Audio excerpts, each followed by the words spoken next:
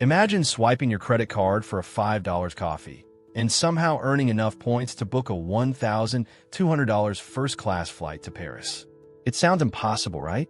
Like one of those shady internet scams or too good to be true TikTok life hacks. But here's the truth. A handful of people, often millionaires, have been quietly using a little-known credit card strategy for decades. It's not illegal. It's not even hidden in fine print. The banks know it exists, but they never talk about it publicly because they hate when people use it. Why? Because when you know this trick, the balance of power shifts. Instead of you paying them interest and fees, they end up paying you sometimes in cash, sometimes in free travel, sometimes in perks worth thousands of dollars a year. And no, this isn't about sign up for a new card and get a bonus. That's what the banks want you to think is the ultimate hack. This is something deeper, something they reserve for the ultra-wealthy, frequent flyers, and corporate spenders. Today, I'm pulling back the curtain. You're going to learn exactly how this credit card hack works, the step-by-step way millionaires use it, and how you can use it without being rich. And trust me, once you understand it, you'll never look at your credit card the same way again. Hit that subscribe button and let's dive in. Before we get started, here's a quick challenge for you. By the end of this video, I want you to imagine how your life would change if your credit cards stopped being an expense and became an income stream. Because when you apply this strategy correctly, it can pay you back more than you spend. So stick around, because in the next few minutes, I'm going to show you exactly how it's done, step by step, with real-life examples. Back when Ryan was in his mid-20s, his life was far from the image of success people see today. He was drowning in debt, not because he was reckless, but because life had dealt him a few hard blows in quick succession. A medical emergency for his father had eaten into his savings, and a sudden layoff from his tech job left him scrambling to keep up with rent, bills, and student loans. Like many Americans, Ryan leaned on credit cards to survive those months without a steady paycheck. At first, it felt like a lifeline, a way to keep food on the table and the lights on until he could get back on his feet. But the bills kept piling up, and the interest rates on his cards were merciless. Some were as high as 24%. He'd sit at his small kitchen table at night, staring at the statements, feeling the weight of numbers he couldn't make sense of. $12,000 on one card, $8,500 on another. The minimum payments alone were eating up almost all the money he made from his part-time job. Every time he paid one bill, it felt like the others grew even larger. To make things worse, Ryan's credit score was slipping lower with each passing month. That score wasn't just a number. It determined whether landlords would rent to him, what interest rates he could get, even if employers might see him as responsible enough for a job. He was trapped in a cycle that millions of people find themselves in. The deeper you sink into debt, the harder it becomes to climb out. One night, after a particularly long day of juggling deliveries for a courier app, Ryan decided to look for solutions. He spent hours online reading articles, blog posts, and forums. Most of the advice was the same. Cut expenses, pay off the highest interest card first, maybe try debt consolidation. But Ryan was already living frugally, eating pasta and canned soup, skipping social outings, and even selling his old gaming console for extra cash. Still, nothing seemed enough. Every time he made a payment, interest clawed it back. That's when he stumbled upon a thread in an obscure personal finance forum. The title was simple but intriguing: Credit Card Loophole Millionaires Swear By. The post was vague, almost intentionally so, but it hinted at a method used by wealthy individuals to essentially make credit cards work for them, not against them. It wasn't about skipping payments or some shady trick. It was about using the system's own rules in a way that most people never even think about. Ryan didn't know it yet, but that late-night discovery would become the seed of a transformation that would change his life. It was the first glimmer of hope in months, but it also raised questions. Could something like this really work for someone buried in debt? Was this just another internet myth? Little did he know, the answer was going to change everything and turn his biggest financial weakness into his most powerful asset. The article told the story of a man who flew first class all year without spending a dime. The secret wasn't an inheritance or a cushy corporate travel budget. It was a combination of credit card reward programs, loopholes, and financial discipline. But what made Ryan's eyes widen wasn't the free flights. It was the part about leveraging credit to build actual wealth. The author explained something he had never truly understood. Credit cards weren't just a trap for the careless. They were a tool for the strategy. The banks designed them to make money off people who paid late or carried a balance. But those same cards, when used correctly, could funnel thousands of dollars in cash back, travel perks, and even investment capital without paying a single cent in interest. Ryan read it twice, then 3 times. The idea seemed almost too good to be true. But as he dug deeper, researching on forums and watching videos from seasoned credit card hackers, he realized this wasn't a get-rich-quick trick. It was a disciplined system the wealthy had quietly mastered for decades. The core principles were shockingly simple. Use the bank's money, not your own. Pay it back before they can charge you. Maximize every single perk the card offers. That night, Ryan didn't just go to bed. He went to bed buzzing with a new kind of energy. The hopelessness he'd been feeling for months began to fade, replaced by curiosity and determination. For the first time, he saw a path out of the grind. He decided then and there that he would learn everything about this credit card hack, and he would test it for himself, not recklessly, but with precision. He didn't know it yet, but this decision would set him on a path that would change his financial life forever. Over the next few years, Ryan's strategy didn't just work, it flourished. The points game was no longer just a clever trick to save a few dollars here and there.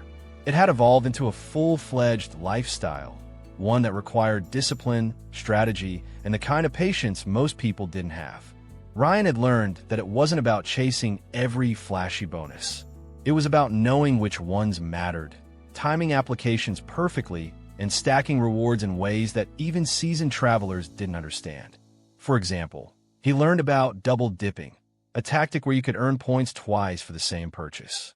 He'd buy a gift card for a store through a credit card rewards portal, earning points on the purchase, and then use that gift card in-store, sometimes during another promotion, earning even more points. This wasn't hacking in the illegal sense. This was simply playing the game better than the banks expected their customers to. By his 3rd year, Ryan was flying business class on trips he once couldn't afford even in economy. Paris in the spring, Tokyo in the fall, Dubai in the winter. Each trip paid for entirely with points, not a cent out of pocket for flights or 5-star hotels. But it wasn't just travel. The financial ripple effect was huge.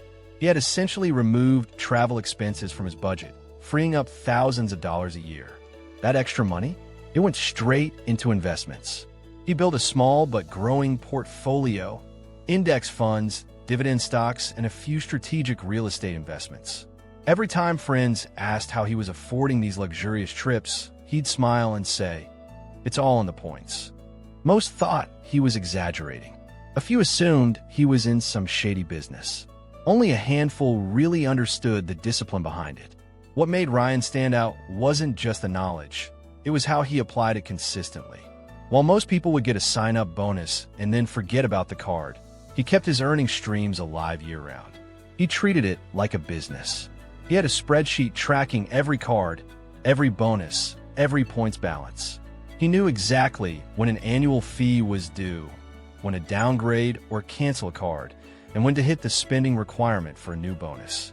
One month, he redeemed points for a $5,000 luxury resort stay in the Maldives. Another month, he booked a $7,000 first-class flight to Singapore free. These weren't just vacations. They were reminders that the system worked. But here's what's interesting. Ryan wasn't living extravagantly in his day-to-day life. He still drove the same modest car, still packed his own lunches, and still avoided impulse spending. Because he knew the truth. This hack wasn't about spending more, it was about spending smarter. The banks had designed these rewards programs expecting customers to rack up interest charges, miss payments, and carry balances. Ryan never did, not once. And every time he cashed in points for another free luxury trip, the banks were technically losing money. Not much individually, but over time, they were paying for someone who wasn't giving them the interest income they banked on. In a way, he had turned the credit card companies into his personal travel sponsors. and they didn't even realize it. By the time year 5 rolled around, he had built such a strong reputation in the travel rewards community that he was invited to speak at a private conference for high-level points earners.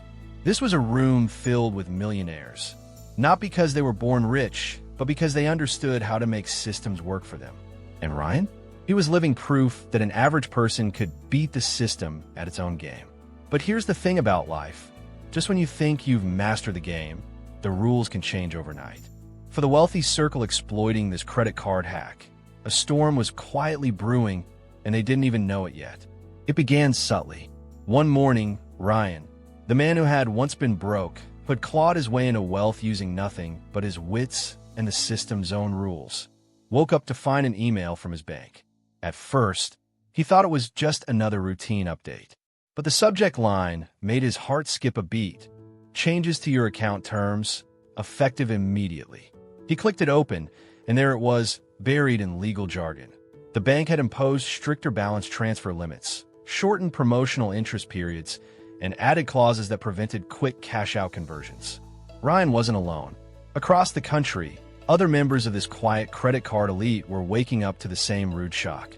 Forums that once buzzed with tips and new strategies turned into war rooms filled with panic posts. People who had leveraged the system heavily suddenly found themselves scrambling. And here's the brutal truth. Credit card companies aren't like friends or business partners. They don't call you to discuss payment plans over coffee. They slap on late fees, send your account to collections, and let the compounding interest bury you alive. For Ryan, it was a gut punch. Years of discipline and careful play had given him a life he'd only dreamed of: penthouse living and international travel. Now, he faced a stark choice: sell assets at a loss, or risk falling into the very trap the banks designed in the first place. This was no longer a game. This was survival. And in the high-stakes world of financial hacks, survival meant adaptation fast. In the weeks that followed, Ryan's life settled into a rhythm that felt almost foreign after years of chaos. The weight that had been pressing down on him for so long was finally lifting. He no longer viewed credit cards as dangerous temptations. Instead, they were tools, powerful ones, that could open doors if used with discipline and knowledge. He'd set up his cards so that every single bill he had to pay, utilities, phone, groceries, flowed through them. Not because he needed to, but because it earned him points, cash back, and benefits that quietly stacked up in the background. The difference now was that he always paid them off in full before interest could take a bite. His statement balances read like a man who was living on borrowed money, but in reality, he was living on free money, banking rewards while avoiding the bank's traps. That free trip to Paris he dreamed about, he booked it entirely with points, flying business class without spending a single dollar on the ticket. The hotel stay, also covered. What had once seemed like a scam now felt like a personal victory, a reward for outsmarting a system designed to profit off the careless. Ryan realized the hack wasn't about exploiting banks. It was about refusing to play by their rules. He had flipped the game, making their own incentives work for him.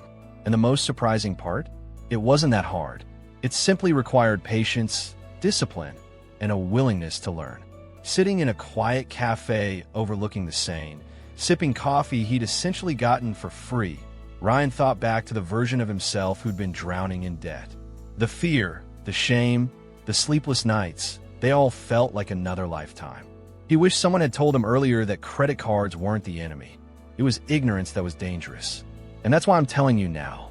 You don't have to be a millionaire to use the credit card hacks millionaires swear by. You don't need secret invites to exclusive clubs. All you need is a commitment to never carry debt, to chase rewards strategically, and to treat credit as a business partner, not master. Because here's the truth.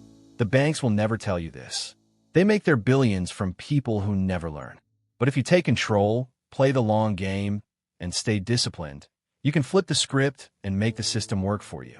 So, the next time you pull out your card, ask yourself, are you making money off this swipe, or is the bank making money off you? If this story opened your eyes, hit that subscribe button right now. We share deep, untold financial stories every day, stories that can change the way you think about money forever. And if you've ever used a credit card hack yourself, drop it in the comments below. Let's help more people flip the game. Because knowledge is the real currency.